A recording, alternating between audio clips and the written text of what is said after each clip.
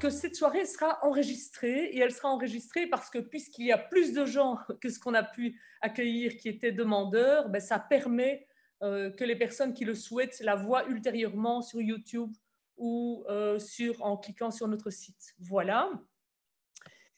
Alors, il y a une consigne qu'on vous a donnée et que je pense que vous avez appliquée pour ce que je vois. Donc, c'est effectivement de vous nommer. Donc, vous vous nommez en cliquant sur le coin de votre image parce que ça permettra tout à l'heure de vous dire qu'on vous donne la parole. Voilà. Que dire encore? Oui, Louisa vous l'a dit déjà, donc on va interagir avec vous ultérieurement et on vous donnera la parole quand vous la demanderez et je vous expliquerai comment procéder. Alors, venons-en à Nicole.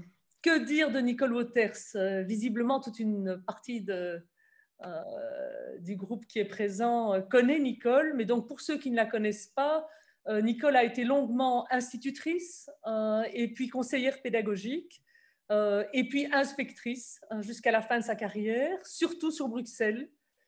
Et donc, elle a pu observer les difficultés d'enfants de tous les milieux socio-économiques et les pratiques pédagogiques dans des écoles qui étaient haïssées à un indice socio-économique très différent, hein, Nicole? Oui, tout à fait. Entre le 1 et le 20. Voilà. Pour ceux qui donc, connaissent ce jargon. Expérience variée pendant 20 ans. Voilà. Alors, Nicole vous a préparé une présentation avant le dialogue, mais peut-être avant cette présentation, je voudrais poser 2 questions à Nicole pour lui donner l'occasion de cadrer son affaire. Ces questions, Nicole, c'est d'abord pourquoi avoir fait ce livre maintenant? Et puis aussi, ben, on parle de français langue d'apprentissage, on parle de français langue de scolarisation. Est-ce que c'est la même chose? Et c'est quoi ce français langue d'apprentissage et ce français langue de scolarisation? Alors, écrire un livre, c'est clair qu'au début, ce n'était pas tellement dans mes intentions. Et puis, au fil du temps, au fil des années, moi-même, au fil de ma propre réflexion qui s'est construite autour de la compréhension de ce que c'était que ce langage de scolarisation, je me suis rendu compte à quel point cette question était essentielle dans les classes, pour les enseignants, mais aussi à quel point c'était difficile de faire passer le concept, de le faire comprendre. Alors que, bon, ça fait partie de notre métier, le langage. Et pourtant, c'est compliqué. C'est quelque chose qui échappe à l'entendement. Et donc, il y a quelques années, on a commencé les travaux du Pacte pour un enseignement d'excellence. Il y a eu également les recherches de la Fondation Rabaudouin autour notamment une recherche qui s'appelait Gaspillage de talent. Et il y a eu une conjonction de choses ainsi. Dans l'actualité pédagogique et politique, avec le Pacte pour un enseignement d'excellence, avec cette recherche de la Fondation Rabaudouin, on s'est mis à parler beaucoup de langage. Et on m'a interpellée sur cette langue de scolarisation. Et là, j'ai compris que vraiment, on était arrivé à un point de la réflexion qui justifiait pleinement le fait qu'après autant d'années sur le terrain, je puisse essayer de structurer ce que j'avais observé et essayer en tout cas de transmettre ce qui me paraissait essentiel. Il y a un moment où, bon, après autant d'années, la carrière s'achève et je trouvais que, pour moi en tout cas, c'était très fort de pouvoir laisser une trace de ce que moi j'avais compris et comment moi j'avais évolué dans la compréhension de cette situation. Voilà, pour moi, évidemment, je trouve que c'est une question essentielle et ma grande satisfaction, c'est de voir aujourd'hui que, eh bien, il n'y a plus personne qui est étranger à cette question-là. Elle pousse de tous les côtés, elle émerge de tous les côtés avec beaucoup de force et ça me réjouit. Alors, pour ce qui concerne vraiment, ben, Fred l'a posé comme question en me disant, mais qu'est-ce que c'est vraiment cette langue de scolarisation? En fait, je vais essayer tout au long, en tout cas du début de mon propos, de vous clarifier ce concept-là. Donc, je ne vais pas répondre tout de suite à ces questions, mais c'est au moment de ma présentation que j'essaierai de clarifier vraiment ce que c'est que cette langue de scolarisation. Voilà. Alors, je pense qu'on peut démarrer cette fameuse présentation. Donc, je pense que c'est toi qui as la main, Fred. Non, c'est toi, ma chère Nicole. Ah, alors, ça, tu l'as ouvert, donc ce qu'il faut que tu fasses, c'est partager ton écran. Partager l'écran. Voilà. Est-ce que c'est OK? C'est tout à fait OK. Bien. Alors donc, langage et réussite scolaire, ben, c'est le titre que nous avons choisi. Je dis nous parce que c'est un titre qui a fait l'objet de beaucoup de réflexions. On s'est dit langue, langage. Donc vraiment, il nous semblait vraiment important, en tout cas, de mettre ces deux éléments en lien, c'est-à-dire que la réussite scolaire est vraiment intimement dépendante de la langue, du langage des apprentissages. Alors, je vais essayer d'avancer. Ah, voilà. Donc, je sais que je m'adresse à un public de pédagogues, de logopèdes, de PMS, d'instituteurs évidemment, de ces fameux instituteurs engagés sur un profil FLA. Et quand je montre cette diapositive, je pense que ça parlera à tout le monde. Il y a aussi des logopèdes dans la salle. Donc, cela parlera à tout le monde dans le sens que faire s'exprimer un enfant en classe, ça révèle beaucoup de difficultés. Et on peut se demander, quand on voit la peine que les enfants ont à s'exprimer autour des apprentissages scolaires, on peut se demander ce qu'ils entendent vraiment de ce que leur raconte le professeur. On peut se demander ce qu'ils comprennent de ce que raconte l'enseignant et comment ils en parlent, comment ils vont retenir l'essentiel des apprentissages. Si je compare le contenu des apprentissages et la manière dont les enfants s'expriment autour de ces apprentissages, voilà les questions que nous pouvons tous nous poser. Alors, l'ouvrage que j'ai publié se décline en 3 volets. D'abord, c'est comprendre, mais qu'est-ce que c'est que cette langue de scolarisation? Donc, un premier volet vraiment consacré à fouiller, à décortiquer vraiment ce concept, à essayer d'en saisir le maximum de facettes. La deuxième partie, le deuxième volet, c'est à partir du moment où on a compris ce que c'est que cette langue de scolarisation, c'est de se dire, tiens, mes élèves, les élèves qui sont en face de moi, qui est-ce qui est concerné par ce langage de scolarisation et où est-ce qu'ils en sont dans le développement de ce langage? Et quand on a diagnostiqué les niveaux et surtout les besoins des élèves, ce qui est important, c'est de savoir, c'est même le plus important, c'est de savoir comment on va agir. Ce que l'enseignant peut faire, ce que la logopède peut faire, ce que le PMS peut faire ou même la direction d'école et comment le faire. Donc, comprendre la langue de scolarisation. Alors, comme Fred l'a très bien rappelé, on est vraiment environné de toute une série d'acronymes. On parle du FLES, on parle du FLESCO, du FLA, du FLE. On parle même du FOS, français sur objectif spécifique. Alors, dans tout ça, c'est vrai qu'il y a moyen d'y perdre son latin, d'y perdre son français aussi d'ailleurs. Donc, voyons de quoi il s'agit. D'abord, le français de scolarisation, c'est une langue qui peut être, qui est la plupart du temps, différente de celle de la famille. Elle est différente de celle du quartier, elle est différente de la langue que l'on parle avec les copains. Elle peut être moyennement différente, voire très différente. Et en fonction des familles, du vécu familial des élèves, les écarts entre les enfants peuvent être considérables. Entre l'enfant qui ne parle pas du tout la langue française et l'enfant qui est aussi issu de milieux où les sollicitations langagières sont limitées, voire au contraire très activées, le niveau de langue dans lequel les enfants vont aborder la scolarité va être très différent. Donc, c'est une langue qui va se situer entre rupture ou continuité avec l'expérience familiale des enfants. Même à l'intérieur de la classe, les langages sont différents. On peut se retrouver, et ça, je crois qu'en tant qu'institutrice, en tout cas, moi, je ne m'en rendais pas vraiment compte, c'est qu'au fur et à mesure de la journée qui passe, on passe dans des niveaux de langage qui sont très différents les uns des autres. On va accueillir les enfants le matin, leur demandant comment ils se sentent, ce qu'ils ont vécu pendant le week-end, quelles sont leurs préoccupations du moment. C'est clair qu'on est plutôt dans de la communication familière.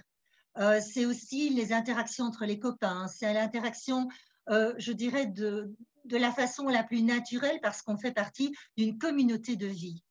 Il y a aussi la langue des apprentissages. C'est au moment où le professeur va commencer son cours, eh bien, insensiblement et sans souvent s'en rendre compte, il va changer son niveau de langage. Et nous allons analyser cela de façon plus approfondie. Il y a un troisième niveau de langage qui a été défini par les travaux du Conseil de l'Europe, c'est ce qu'ils appellent la langue d'administratif, c'est plutôt la langue des bulletins, la langue des rapports, des évaluations. C'est plutôt une langue dont moi je ne vais pas directement m'occuper. Par contre, de quoi je vais m'occuper essentiellement, c'est la différence entre la langue de communication et la langue des apprentissages.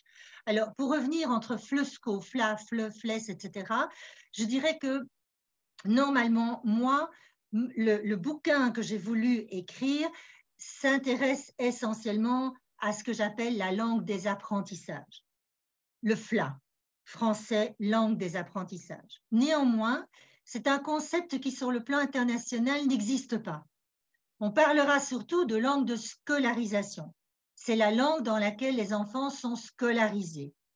Donc, moi, je vais vraiment essayer de faire le lien entre les différents niveaux de langage dans lesquels les enfants vont être plongés à l'école, en mettant particulièrement en valeur les difficultés du langage qui est lié aux apprentissages scolaires, donc aux apprentissages disciplinaires.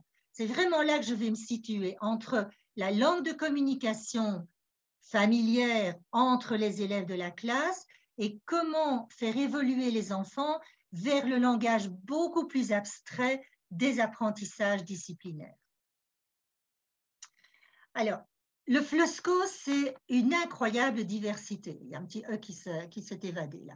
Donc, c'est une incroyable diversité. Quand on voit les enfants très tôt dans leur parcours scolaire sont confrontés à une multitude de supports linguistiques, langagiers, que ce soit des photos, des dessins, des pictos, des énoncés écrits oraux, des schémas heuristiques, des cartes mentales, des organigrammes, des formules mathématiques. Il y a là un champ sémantique qui est énorme. Et donc, les enfants, nous, ça nous paraît naturel en tant qu'enseignants, mais les enfants vont devoir s'adapter à cette énorme diversité de supports langagiers. Et ce n'est pas évident. Alors, bien sûr, on connaît tous la difficulté des définitions. Les définitions, c'est tout le temps compliqué, dit une étudiante de 3e secondaire. Par rapport aux définitions mathématiques, des définitions qu'on va rencontrer en sciences, en art même, dans n'importe quel domaine des disciplines scolaires, on va rencontrer ce texte particulier que sont les définitions. Et en fait, pour comprendre bien ce que c'est que cette langue de scolarisation, c'est en fait ce chemin que l'enfant va parcourir entre 2 ans et demi et 18 ans pour passer d'un langage très concret, très malhabile, pas encore assuré, vers une langue tout à fait construite, structurée et abstraite. Pour prendre un exemple, Paul a 4 ans, les billes, les balles, ça roule, c'est pour jouer, c'est comme au foot. Par contre, dans tout son chemin scolaire, justement, les enseignants vont essayer d'amener cet enfant à passer de cette expression de ce que c'est qu'une sphère à l'expression beaucoup plus abstraite en géométrie dans l'espace. Une sphère, c'est une surface constituée de tous les points situés à une même distance d'un point appelé centre. Donc, vous voyez le chemin, en fait, qui est à parcourir entre une langue spontanée, entre des concepts qui se développent petit à petit chez l'enfant et le savoir savant que tout enfant doit pouvoir, à la limite, apprendre à maîtriser pour arriver à la fin de la scolarité obligatoire, à maîtriser un certain ensemble de savoirs communs à tous. Donc, comprendre ce que c'est que la langue de scolarisation, je me suis appuyée beaucoup sur une définition de Michel Verdelin-Bourgade. La langue de scolarisation, c'est d'abord la langue dans laquelle l'enseignant expose les savoirs. C'est la langue dans laquelle il va donner son cours de maths, son cours d'histoire, de géo, de sciences humaines, de techno, d'art, de gym aussi, de sport ou de psychomote. Donc, il va d'abord exposer les savoirs, pardon. C'est aussi la langue qui va accompagner et rendre possible le travail de la pensée, qui va soutenir l'appropriation de ces savoirs. Donc, ce n'est pas tout de transmettre les savoirs. Il y a dans cette transmission des savoirs, il y a la part de l'enfant qui apprend, de l'élève qui apprend et qui, en étant en contact de ces savoirs, va réfléchir, va comparer, va organiser, va catégoriser, va devoir justifier, va devoir expliquer. Et donc, c'est vraiment toute cette formation de la pensée qui est incluse dans cette fameuse langue de scolarisation.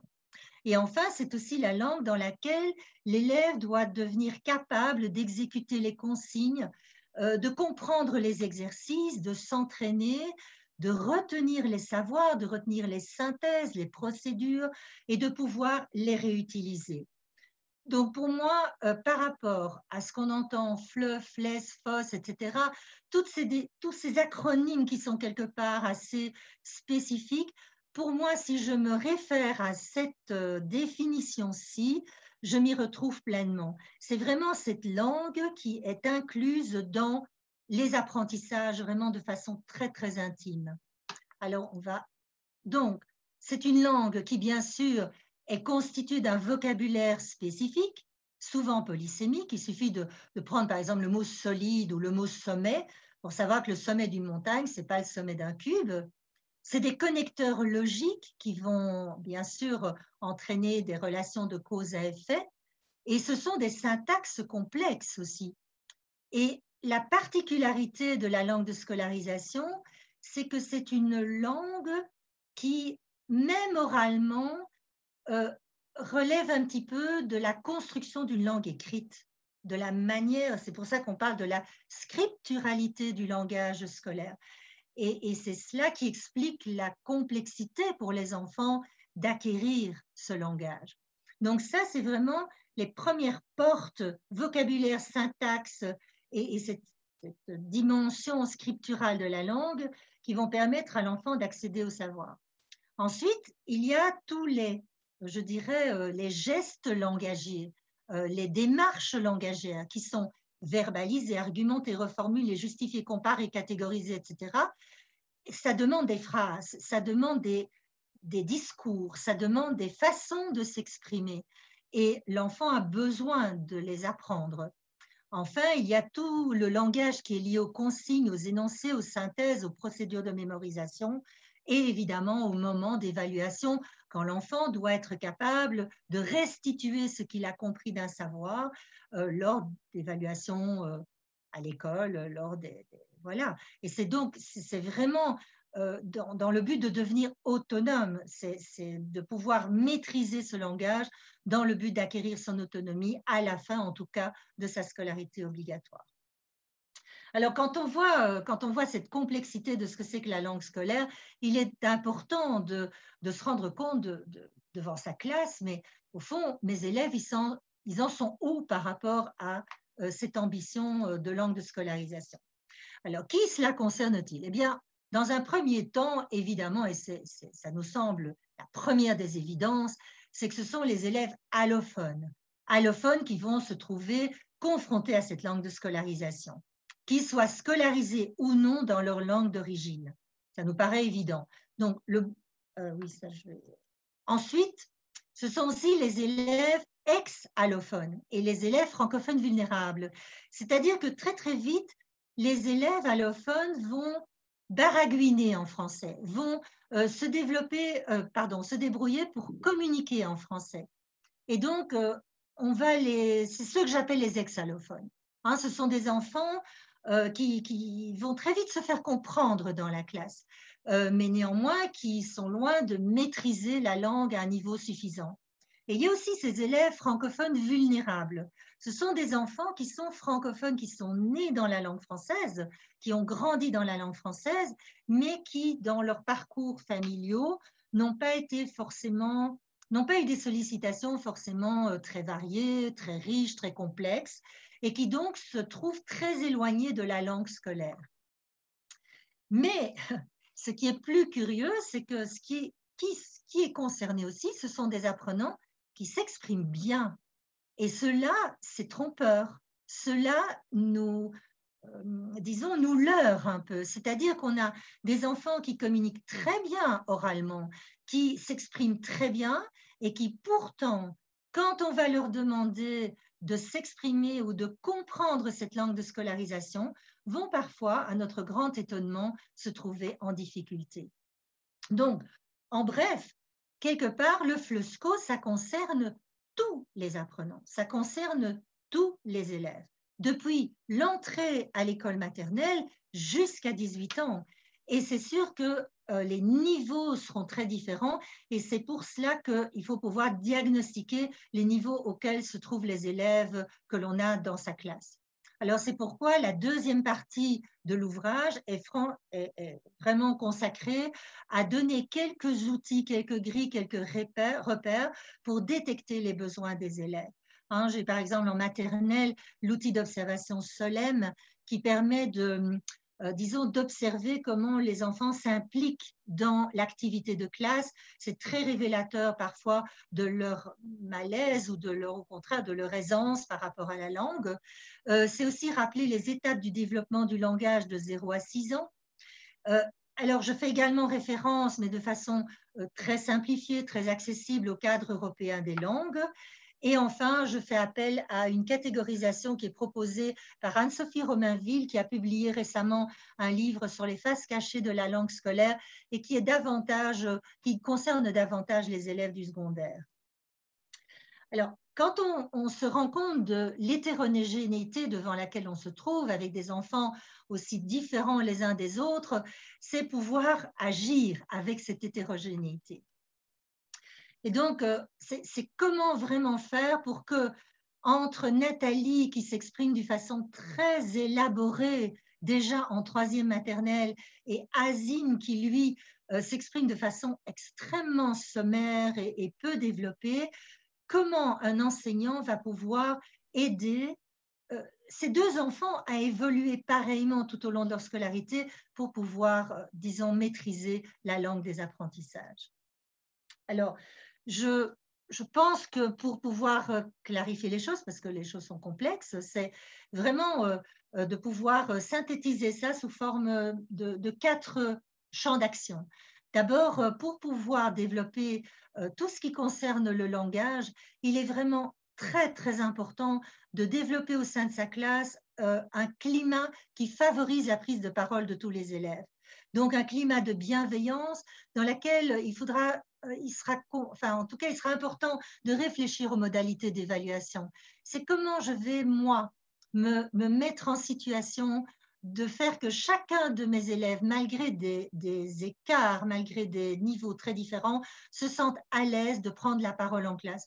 Et pourquoi c'est si important? Pour 2 choses. D'abord, quand l'enfant est à l'aise pour s'exprimer, ça veut dire que moi, j'ai un terrain d'observation qui est absolument extraordinaire et à partir duquel je vais pouvoir travailler en tant qu'enseignant ou en tant que logopède ou psy. Et également parce que si l'enfant se sent à l'aise pour s'exprimer, il va pouvoir progresser dans son langage. Donc, ce sont 2 choses qui sont vraiment essentielles. Un deuxième champ, un deuxième axe de travail, c'est comment je vais organiser ma classe, comment je vais organiser mon groupe. L'école, c'est travailler dans une collectivité. Quand cette collectivité est très hétérogène, il est vraiment important de penser à l'organisation. Et là, il est vraiment de nouveau essentiel de se dire que si on veut favoriser la prise de parole des enfants, il est important autant que faire se peut et aussi souvent que possible de travailler dans des groupes restreints. Pour pouvoir travailler dans des groupes restreints, il est important de pouvoir sortir de son isolement d'enseignant et de pouvoir profiter de toutes les compétences qui sont mises à disposition au sein même de l'école. Donc, voir comment, de quelles compétences d'abord on peut profiter, on peut bénéficier au sein de l'équipe enseignante pour pouvoir organiser des moments de co-enseignement, des moments de partenariat, des moments où l'on va organiser des groupes de niveau, des groupes de besoins, de façon vraiment à ce qu'on puisse jouer autant que faire se peut pour rencontrer l'hétérogénéité de la classe, des groupes d'élèves. Alors, très important aussi, ce sera de se dire que si je veux intégrer la question de la langue dans les apprentissages des enfants, il est vraiment important que j'anticipe au moment de la préparation de mon enseignement à quel moment ce langage est important. Si je prépare une leçon sur le cycle de l'eau, si je prépare une leçon sur l'automne, si je prépare une leçon sur l'art selon Klimt ou selon je ne sais trop qui, c'est au fond le savoir que je vais transmettre, quels sont les mots que vraiment les enfants devront pouvoir entendre, retenir, parce que ces mots-là sont vraiment porteurs du savoir que je veux leur transmettre. Donc, préparer son activité, c'est préparer, c'est anticiper les mots qui seront importants, la façon dont on va travailler, l'organisation de la classe, ce qu'on veut exactement que les enfants retiennent et les supports avec lesquels on va travailler. Et du coup, ça me ramène au matériel, c'est-à-dire quel est le matériel que je vais préparer qui va le mieux être à même d'aider les enfants à construire leur langage. Et donc, c'est toute l'importance aussi de comment je vais construire les synthèses avec les enfants, de comment je vais organiser leur cahier, comment je vais exploiter les manuels scolaires. Donc, c'est tout ce travail-là qui va être vraiment important. Donc, ces quatre champs-là me paraissent vraiment, disons, primordiaux pour pouvoir préparer les enfants, pour pouvoir, disons, vraiment les préparer à cette langue de scolarisation. Et donc, la troisième partie de l'ouvrage est vraiment déclinée sur tous ces aspects-là, avec beaucoup d'exemples qui sont pris dans le terrain des classes de maternelle, de primaire et de secondaire.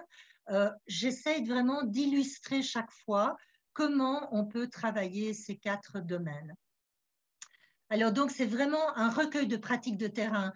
Ce ne sont peut-être pas toujours des activités didactiques tip-top, peaufinées, comme on les ferait peut-être en haute école. C'est plutôt des recueils de pratiques, mais telles qu'elles ont été vécues et observées sur le terrain. Donc, comment, par exemple, organiser la classe? Eh bien, j'ai pu expérimenter disons, des coachings avec des enseignants, des co-enseignements. Et disons que c'est à partir de ces expériences que j'ai pu synthétiser certaines pistes qui me paraissent intéressantes d'explorer et ce n'est qu'un début. Alors, créer le climat propice, ben, également, c'est vraiment comment est-ce qu'on peut en même temps, même si on a 3-4 enfants qui ne parlent pas du tout le français dans la classe, comment est-ce qu'on va pouvoir les aider malgré tout à se construire des points de repère, aussi bien dans le groupe que dans les apprentissages. Et enfin, la préparation des activités d'apprentissage, c'est tous ces points d'attention auxquels on va devoir être vigilant. Et là, j'essaie, disons, j'ai rassemblé vraiment toute une série de facteurs qui reprennent les différents aspects de la langue de scolarisation, donc le vocabulaire, les syntaxes, la polysémie, le travail des opérations mentales, le travail des consignes, autour des exercices, des énoncés, pour qu'on puisse vraiment comprendre comment travailler cette langue de scolarisation.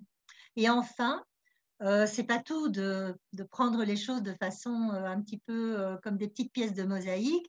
Il est important parfois de voir comment tout ça peut se mailler ensemble. Et donc, il y a 5 séquences d'apprentissage qui sont décrites du début à la fin. Et là, je remercie infiniment les enseignants qui ont participé à cette construction avec moi, parce que sans eux, j'aurais jamais pu produire, disons, ces 5 séquences et je leur en suis infiniment reconnaissante. Donc, pour résumer, pour moi, il n'y a pas de prof là. Il n'y a pas de prof FLESCO. C'est sûr que les profs FLE, par contre, français langue étrangère, ça, c'est bien un profil qui existe. C'est la didactique du français comme langue étrangère ou surtout langue seconde.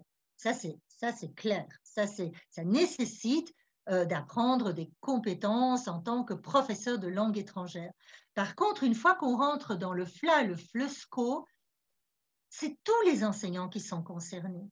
Parce qu'à partir du moment où on enseigne des mathématiques, des sciences, de l'histoire, de la géographie, des arts, de la psychomotricité, du sport, on véhicule son savoir à travers un langage. Et donc, ce langage de scolarisation, il est absolument partout présent. Et il est vraiment essentiel que chaque enseignant soit conscient de la portée de ce langage au niveau des apprentissages de ses élèves. Donc, je reprendrai vraiment pleinement ce que dit le Conseil de l'Europe. Tous les enseignants sont des enseignants de langue au sens où ils connaissent les exigences langagières de leur matière et les stratégies appropriées de soutien linguistique. Voilà en très grossement, je dirais, très largement brossé le contenu de cet ouvrage. Et une fois encore, je remercie du fond du cœur tous les enseignants qui ont nourri ma réflexion au cours de ces 20 années.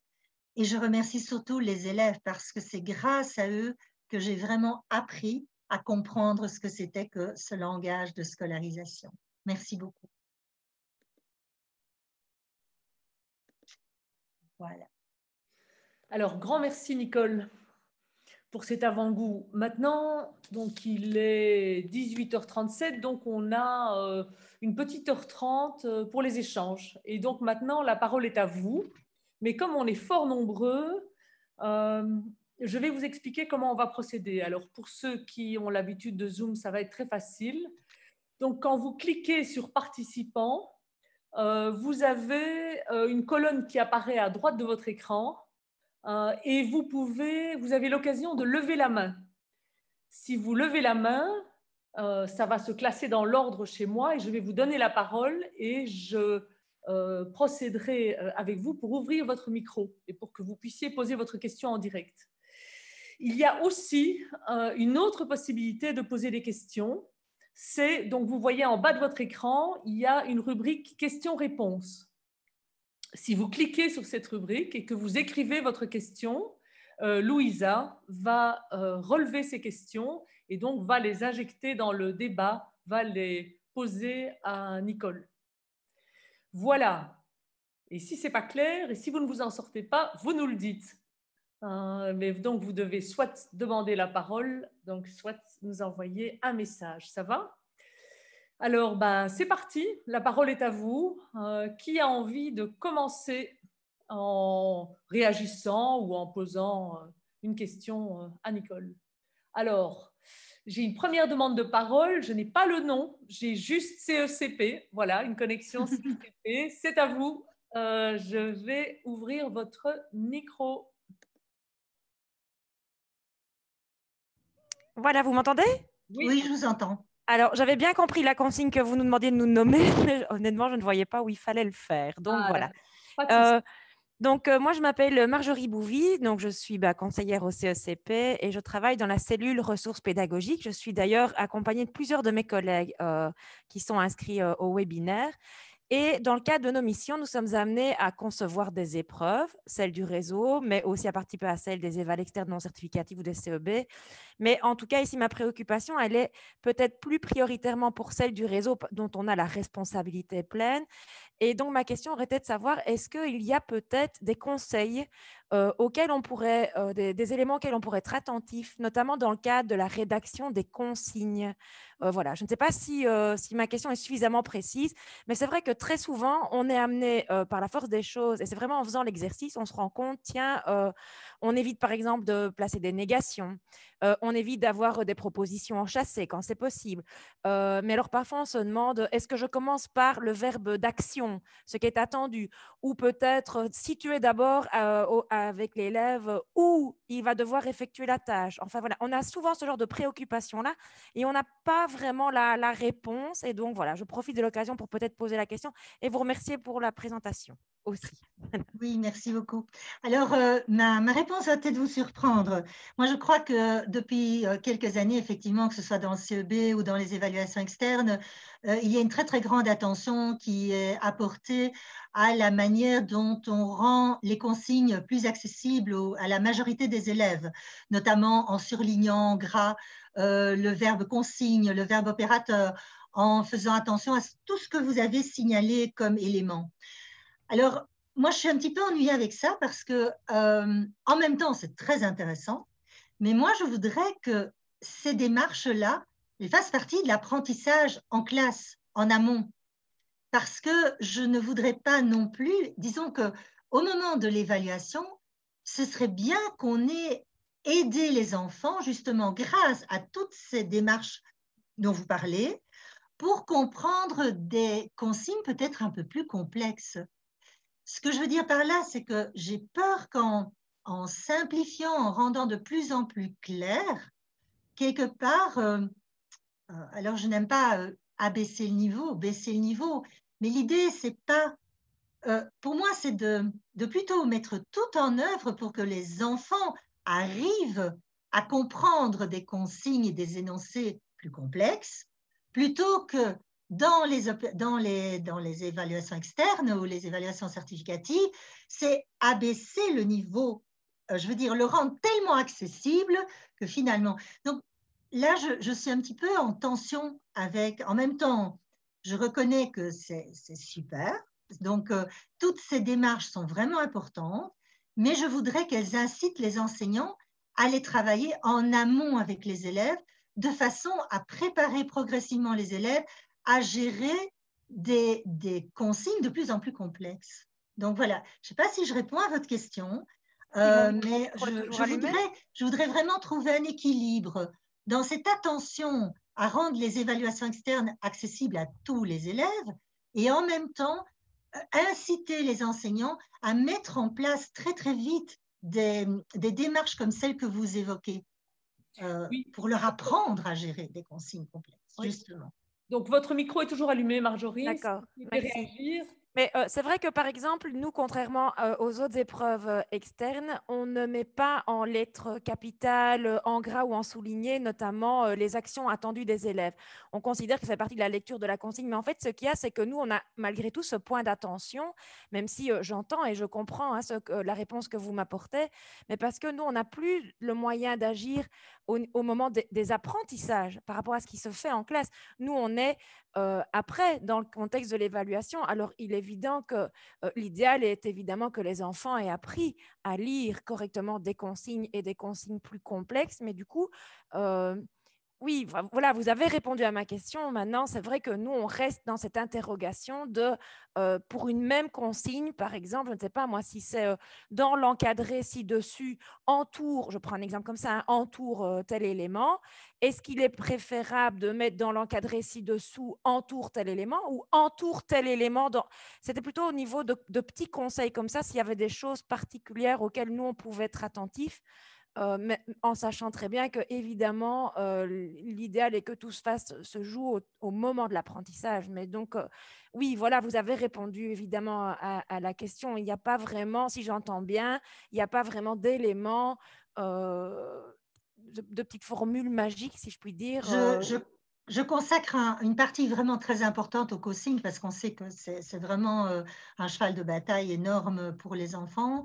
De nouveau, disons qu'il y a deux éléments dans votre réaction. C'est d'abord ce qu'il conviendrait d'apprendre, disons d'enseigner, la manière dont l'enseignant peut aider l'enfant à comprendre les consignes.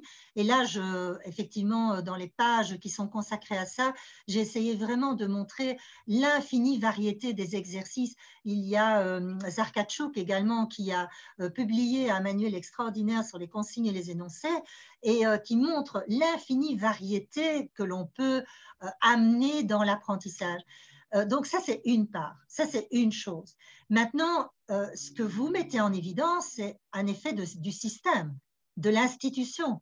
C'est-à-dire que les évaluations, si j'entends bien, et c'est comme ça que je l'ai vécu aussi, deviennent presque un moyen de formation pour les enseignants, deviennent presque un outil de formation pour les enseignants.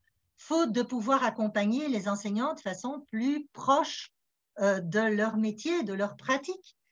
Bon, là, je n'ai pas de réponse à vous donner. Je peux dire simplement que après des années au contact des évaluations externes et des consignes qui sont données de cette façon-là, ça a impulsé d'autres pratiques au niveau des classes. Donc, c'est loin d'être inintéressant. C'est loin d'être inintéressant. Mais il faut savoir où on se situe. Est-ce qu'on est sur le niveau, est-ce qu'on veut former les enseignants et impulser des pratiques intéressantes d'apprentissage, ou est-ce qu'on veut évaluer les compétences d'un enfant à comprendre des consignes complexes? Et donc là, je comprends bien la difficulté de votre position en tant que conseillère pédagogique, mais je trouve que la question mérite d'être posée. Ok. Voilà. Merci Nicole. Alors Marjorie, je me suis permise de désactiver votre micro. Vous redemanderez la parole à un certain moment si vous souhaitez poursuivre cet échange. Mais donc, pour faire circuler la parole, voilà. Qui d'autre souhaite poser une question en levant la main, donc la poser directement, ou alors la poser via Louisa, via le question-réponse. Louisa, tu as oui, j'ai déjà ici 4 questions. Donc, je commence par le premier, qui est Xavier Demand. Donc, je lis sa question. Question peut-être iconoclaste, à la recherche d'outils ad hoc et extrascolaires pour le renforcement des compétences langagières. La télévision peut-elle jouer un rôle pédagogique au plan du langage, en particulier la diffusion systématique de programmes jeunesse en VO sous-titrés au lieu de recours au doublage? Au lieu du recours au doublage. Alors, je vais me permettre de proposer d'en prendre plusieurs à la fois. Oui. Si tu as de quoi noter. Oui, dans continue. la TV, oui. Ça va, Nicole, ou tu veux que je relise la question Oui, de non, Xavier? je pense que je vois. Donc, quel rôle la télévision peut jouer? Oui. Oui, et aussi la recherche d'autres outils, a priori. D'accord. Donc, on a Yves Lessens qui demande que pense Nicole des modalités d'attribution des périodes FLA en communauté Fédération Wallonie-Bruxelles depuis 2 ans. Oui. Ça va. Ouais. Ensuite, nous avons Claire qui demande, qui témoigne plutôt. Je suis enseignante FLA dans plusieurs de mes groupes et en suivant les résultats des tests passés en maîtrise de la langue, une petite partie de mes élèves ont été diagnostiqués comme ayant des problèmes cognitifs. Ce sont des enfants que j'ai du mal à faire progresser car il y a d'autres problèmes que celui du langage. Des problèmes lourds tels que des difficultés de mémorisation, de concentration, de déchiffrage en lecture. Oh là. C'est beaucoup. Non, il y a Louisa surtout qui s'est figée. Donc, ce que je te propose, le temps Alors, ce que je propose, c'est peut-être de répondre. Hein. Oui, tu commences. Au niveau des outils ad hoc, des outils qui peuvent aider les enfants à rentrer dans cette langue de scolarisation, la télévision, oui, pourquoi pas. Je veux dire, mais alors, je pense qu'effectivement, ce serait l'occasion de lancer des programmes de jeunesse, mais en étant très, très vigilant au modèle linguistique qu'on va donner aux enfants, oralement, de façon orale. Je crois que la compréhension de la langue de scolarisation va d'abord passer par la compréhension de la langue orale de l'enseignant. Et donc, la télévision, pour moi, c'est d'abord un moyen oral d'entendre le langage. Donc, pour moi, disons, les sous-titres, c'est un peu compliqué. Donc, idéalement, il faudrait que ce soit un orateur francophone qui s'exprime donc dans un très bon modèle linguistique pour les enfants et de façon à habituer les enfants à avoir vraiment cette écoute. Alors, le doublage, moi, je le vois surtout si les émissions sont d'origine anglophone ou germanophone, etc. Bon, le doublage en soi ne peut pas toujours aider parce que la mimique, la gestuelle, la façon de prononcer les mots est propre à une langue. Et donc, je trouve plus important, si possible, de pouvoir me baser sur des émissions qui sont construites en français par des francophones et un bon niveau linguistique, un bon niveau langagier. Maintenant, les autres outils, disons que voilà, moi je me suis surtout centrée sur la classe parce que je pense que déjà là, il y a un travail énorme qui peut être fait. Des outils existent et j'en nomme dans les références, je référencie pas mal de ressources pédagogiques, notamment les éditions de la Cigale en France, etc., où il y a le mot maintenant m'échappe, mais il y a des vidéos qui sont très, très bien faites, que l'on peut analyser avec les enfants, que l'on trouve sur YouTube et que l'on peut reprendre avec les enfants, que ce soit des récits, des narrations, que ce soit même des expériences scientifiques. Donc, je pense notamment à l'éclosion de poules, etc. Enfin, il y a des choses qui sont extrêmement bien faites et qui mériteraient vraiment d'être, je pense à l'ASBL Hypothèse aussi, qui a pas mal d'outils pour travailler les sciences. Et donc, il existe des outils vraiment. Alors, pour un tout autre volet, c'est plutôt le volet institutionnel, c'est les modalités des distributions des heures FLA en Fédération Wallonie-Bruxelles. Alors, c'est clair qu'au début, je trouve que disons, le décret FLA et les tests qui ont été construits pour évaluer les niveaux langagiers des enfants par rapport à la langue de scolarisation, ça part d'une intention extrêmement intéressante. Qui est un petit peu, je dirais, l'aboutissement de 15 années pendant lesquelles on a certes parlé de DASPA, on a parlé de classe passerelle, on a parlé de beaucoup, beaucoup de choses, mais ça restait très flou et quand on essayait de sensibiliser les écoles à la problématique de la langue, cela restait l'affaire de quelques élèves pour des professeurs en général de remédiation. Donc, quand le pouvoir politique s'est emparé de cette question du langage, a décidé de faire passer des tests et d'attribuer des moyens importants dans les écoles, le fait que ça a été décrété, soudain, ça a été un peu la boîte noire qui a explosé. On n'en était pas surpris, c'est-à-dire que ce qui se préparait depuis 15 ans, c'est-à-dire un nombre très important d'élèves qui sont concernés par cette question-là, soudain c'est apparu. Soudain c'est apparu. Et ça a semé la panique. Enfin, il y a eu un appel d'air dans les écoles parce qu'il y avait des moyens octroyés. Et donc, tout d'un coup, on s'est dit comment s'emparer de ces heures dont on a besoin. Et ça s'est fait un petit peu dans la précipitation. Donc, il est clair pour moi que la manière d'opérationnaliser les heures FLA est chaotique. La plupart du temps est chaotique. Normalement, si vous avez suivi mon exposé, cela exige de la part des enseignants des compétences vraiment de haut vol, de haut niveau. Quel type de compétences? C'est-à-dire que pour pouvoir aider l'enfant à développer le langage de scolarisation, il faut très bien maîtriser son contenu. Si je veux que l'enfant développe un langage précis, étayé, construise des concepts en mathématiques, ça veut d'abord dire que je comprends très bien les concepts mathématiques que j'enseigne. Sinon, c'est de l'à peu près. Ce qui veut dire que, quelque part, les personnes qui devraient aider les enfants qui ont le plus de difficultés à développer cette langue de scolarisation, qui sont le plus en difficulté par rapport à ça, ce sont aussi les enseignants qui ont le plus d'expérience.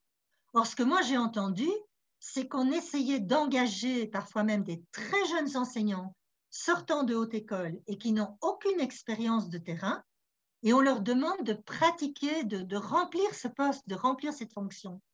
Alors que pour moi, c'est une question dont doivent s'emparer tous les titulaires, tous les instituteurs en classe.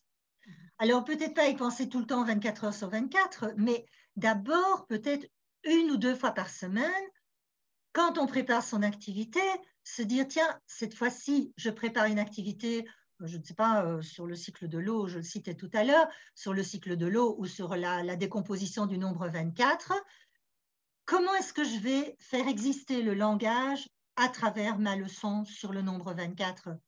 Quels sont les éléments langagiers auxquels je dois être vigilant? Et donc, pour moi, l'idée, ce n'est pas de créer, avec ces heures-là, des moments à côté de la classe, mais c'est créer des moments avec la classe. Donc pour moi, il est vraiment important qu'on retourne la chaussette, qu'on ne se dise pas « Ah, on a des profs de remédiation en plus ». Le mot remédiation mérite. Non, ici on est face à des enfants qui ont des difficultés de langage, ils doivent pouvoir apprendre, ce n'est pas remédier, ils doivent pouvoir apprendre. Ça signifie des petits groupes, ça signifie si j'ai un prof que j'appelle FLA dans l'école, ça veut dire comment construire une collaboration à certains moments avec le titulaire pour que le prof et le titulaire donnent le même type de cours, par exemple le cours de mathématiques, au même moment, mais l'un va le donner en rassemblant autour de lui les enfants les plus fragilisés pour activer au maximum le langage autour de l'apprentissage mathématique ou scientifique, et le reste de la classe va fonctionner avec le deuxième enseignant. Et donc, on a alors un travail en collaboration étroite où les enfants ne sont pas éjectés hors de la classe pour faire autre chose avec Madame Fla, mais on fait la même chose que tous les copains. On n'est pas stigmatisé en étant de nouveau, disons, renvoyé hors de la classe, dans un couloir, dans un local, peu importe. Non, on fait partie vraiment de l'apprentissage, mais à des niveaux différents et à des niveaux de soutien différents pour les enfants. Et c'est comme ça que je souhaiterais que ces heures-là soient comprises. Très bien, merci Nicole. Alors, donc, oui, il y avait encore une question. Xavier comme Yves, si jamais vous estimez, enfin, si vous avez envie de relancer... Il y a une question à laquelle je n'ai pas répondu. Vous y reviendrez, vous redemanderez la parole. Il y avait la question de Claire. Oui, il y avait un autre aspect. Mais qui n'était pas complète. Donc, je propose de repasser la parole à Louisa pour qu'elle la complète. Et puis, tu répondras, Nicole. Oui, merci. Alors, je suis désolée, ça a coupé chez moi et du coup, je n'ai pas toutes les questions qui ont été posées avant que ça coupe. Donc, je ne sais pas toi, Fred, si tu as accès au témoignage de Claire. Alors, ou vous m'avez entendu. Tu n'as pas accès à ce qui est indiqué? Que la suite, tout est reparti à zéro. Donc, question-réponse, hein? Mais donc, Claire avait fait un long témoignage et elle a encore une question ici. Mais donc, alors, Claire nous dit « Je suis enseignante FLA dans plusieurs de mes groupes et en suivant les résultats des tests passés en maîtrise de la langue, une petite partie de mes élèves ont été diagnostiqués comme ayant des problèmes cognitifs. Voilà. Ce sont des enfants que j'ai du mal à faire progresser car il y a d'autres problèmes que celui du langage. Des problèmes lourds tels que des difficultés de mémorisation, de concentration, de déchiffrage en lecture. Certains d'entre eux sont probablement plus adaptés pour l'enseignement spécialisé, mais en attendant, ils sont à l'école et en souffrance. Pourrais-je vous demander votre avis sur ce sujet? Pensez-vous que ces élèves sont à même de profiter de cette aide spécifique? De cette aide spécifique, oui. Bon, alors évidemment, c'est une question, en même temps, moi je la trouve vraiment très intéressante et très, très forte. Moi, je la reçois de façon très forte parce que je me dis que c'est grâce à ces interventions de FLA que soudain, en étant en contact vraiment rapproché avec les enfants et en les écoutant hors de la classe, enfin, on met le doigt sur des difficultés qui sont parfois très lourdes, très anciennes et qui se sont vraiment enquistées chez les enfants. S'il n'y avait pas eu ce rôle de prof-là, ils auraient continué à être complètement transparents et dans la classe. Et à part les évaluations avec des zéros, des collections de zéros et des collections de feux rouges, on n'aurait peut-être pas prêté attention comme vous l'avez fait. Donc, dans votre travail ici, en accompagnant les enfants diagnostiqués comme les plus en difficulté, le langage, ça a été un petit peu la pointe de l'iceberg. Et à ce moment-là, je crois qu'il est important, dans la mesure du possible, parce que je sais que tout ça est très complexe, il est important que les moments d'évaluation, qu'il y ait de nouveaux moments d'évaluation qui s'étalent au cours de l'année scolaire. Si l'on prend ces enfants en groupe, si l'on accueille ces enfants, c'est pendant combien de temps on le fait, avec quel objectif, et donc c'est régulièrement de réguler les objectifs vers lesquels on va tendre. À partir du moment où on diagnostique que peut-être les problèmes sont autres, notamment des problèmes d'hyperactivité, de déconcentration, etc. À ce moment-là, il faut pouvoir, en conseil de classe, peut-être avec la titulaire, voir si on ne doit pas faire appel à un autre professionnel. Je pense aux logopèdes qui sont de plus en plus présentes dans les écoles, et donc peut-être le centre PMS, se tourner vers le centre PMS.